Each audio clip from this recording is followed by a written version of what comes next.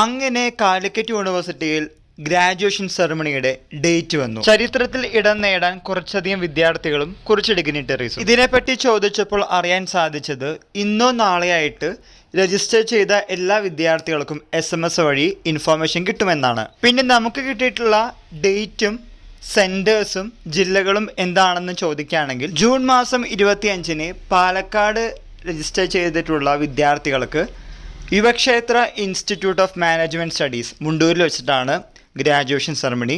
June മാസം 26-ന് തൃശ്ശൂരിൽ register ചെയ്തിട്ടുള്ള വിദ്യാർത്ഥികൾക്ക് വിമല കോളേജിലാണ്.